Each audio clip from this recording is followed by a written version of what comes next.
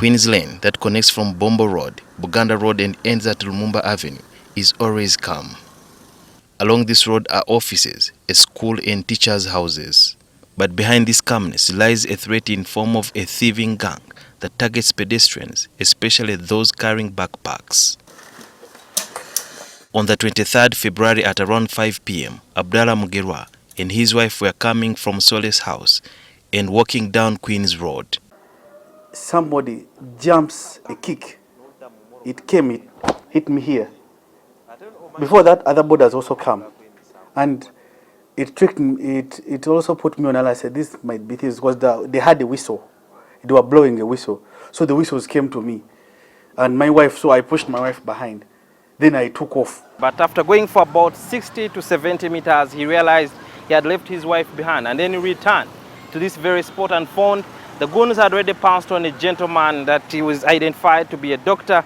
He was being beaten down here, helpless. And then Mugerwa tried to intervene and rescue him. They also decided to unleash their ruthless acts and terror against him. I tried to hit one. They left him. He was bleeding badly. Actually, you will see he was bleeding on the floor. So they turned their focus on me now. So they tried to pull me away. Then I took off. Then one of them, I don't know how they call that thing, he tripped me. I fell. They came for me. That is with all the anger now. They punched me severely. They kicked me. According to those who have been running businesses here for some time, Mugerwa is one of the many victims. A colleague within this area of jurisdiction, he works with is Mr. Mugisha. I think you will know of him if you really intend to. There's another person, there's another man in Banana Toke initiative. He was also handled like that. There's another one in Genius Contractors around the previous Red Cross. According to the locals, police have not done enough to avert such organized crime.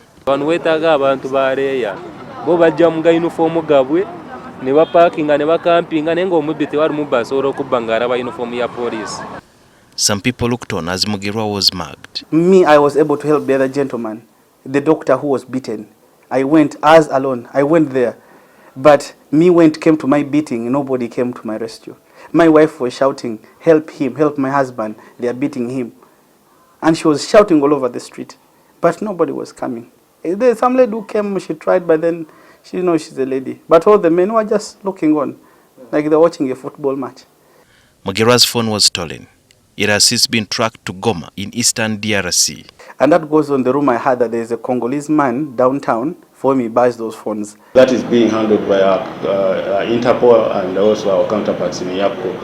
Police say one of the major challenges in combating crime is that they have to deal with the same offenders. Because of the stringent bail conditions and terms in the court-martial in the March end, that is where we are going to charge these suspects.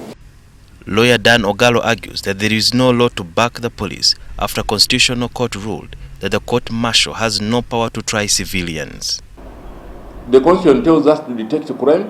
We have failed to detect crime. Let's take it to the court-martial. That is not the answer. The court-martial is not the answer for the failings in the police. There have been several reports of similar attacks in parts of Kampala. Already 21 suspects are in the police custody. But what do people want to be done? Do not imprison, kill, or disable them.